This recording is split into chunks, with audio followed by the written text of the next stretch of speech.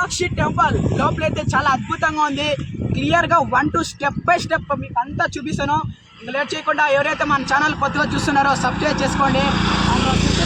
Welcome to Lepakshi అని ఉంది. And like and comment చేసేయండి. ఓకే, లేట్ చేయకుండా వీడియో స్టార్ట్ చేసేది. ఇదే అన్నమాట అతి పెద్ద నందీశ్వరుడు. ఈ నందీశ్వరుడు ఇక్కడ ఉండేదానికి కారణము లేపాక్షి టెంపుల్లో ఈశ్వరుడి లింగము ఉంటుంది. ఈశ్వరుడి లింగము ఆపోజిట్ ఈ నందీశ్వరుడిని అయితే చెక్కారనమాట. మీరు చూసినట్లయితే ప్రతి గుడిలో కూడా శివుని ముందు నందీశ్వరుడు ఉంటాడనమాట. సో అలాగా ఇక్కడ నందీశ్వరుని నిర్మించారు. సో ఇంకా లోపల చూపిస్తాను. ఎవరు కూడా స్లిప్ చేయకుండా వీడియోని ఫుల్ వరకు ఎండ్ వరకు చూసేయండి. గాయ్స్, అక్కడ కనపడుతున్న ఆ గద్ద ఏమో విశేషం మీకేమో తెలుసా?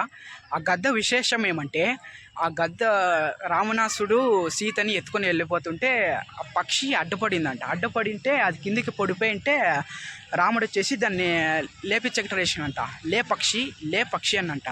అది అట్లే పడిపోయినంట. పడిపోయింటే లేపక్షి అంటే అది అట్లే దీనికి లేపాక్షి అని పేరు పడింది.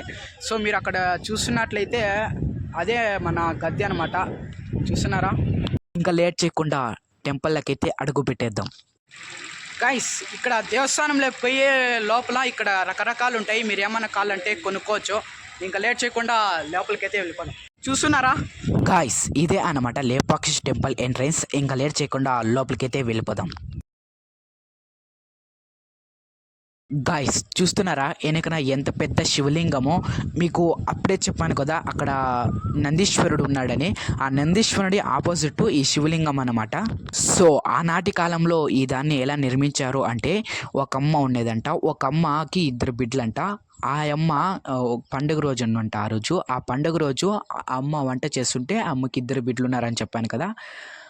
నాన్న ఈ పొద్దు పండుగ కదా, అందుకే ఈరోజు స్పెషల్ చేస్తాను, ఆ లోపల మీరు ఏదైనా వర్క్ చేసుకోండి అని చెప్తే ఆ 2 గంటలు ఏం చేయాలని తెలియక ఒక తండ్రి కొడుకు ఈ పెద్ద లింగాన్ని అయితే నిర్మించారనమాట.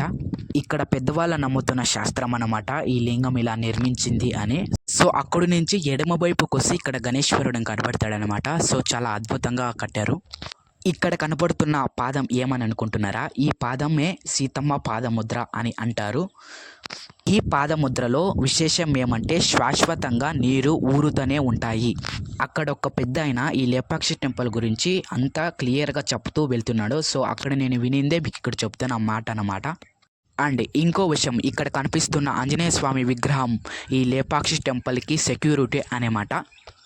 అండ్ అక్కడ కనపడుతున్న ఆంజనేయ స్వామి విగ్రహము ముందరే ఈ సీతమ్మ పాదముద్ర ఉంది.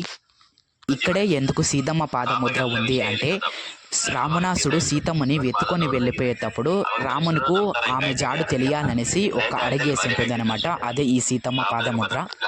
సో ఇదేంది ఇలా కనపడుతుంది అనుకుంటున్నారా? సో దీనిలోనే ఆనాటి త్రేతాయుగంలో 10 నుంచి 12 అడుగులు ఉన్న మనుషులు దీనిలోనే అన్నం తినేవారన్నమాట. సో మీకు ముందర కనబడుతున్న రౌండ్ సింబల్లో రకరకాల చట్నీ, కర్రీస్, ఊరగాయ అలాంటి రకరకాలు అన్నీ వేసుకొని మధ్యలో రైస్ వేసుకొని తినేసి మళ్ళీ దాన్ని కడిగేసేవారంట. ఇదే వాళ్ళ ప్లేట్.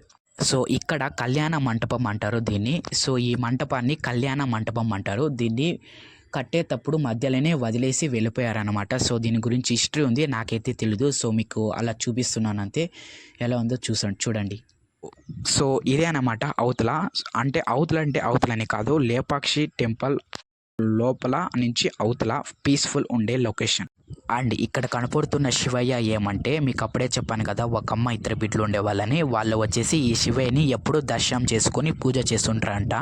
అండ్ ఇక్కడ కనపడుతున్న బృందావనం ప్రతి ఇంటి ముద్ర ఉంటుంది. సో ఈ బృందావనము ఆనాటి కాలంలో త్రేతాయుగంలో 12 నుంచి 13 అని చెప్పాను కదా. సో వాళ్ళకి సెట్ అయ్యేటట్లు వాళ్ళు సెట్ చేసుకున్న బృందావనం. ఇక్కడ దుర్గమ్మ దేవి ఉంటుంది అనమాట లేపాక్షి టెంపుల్లో.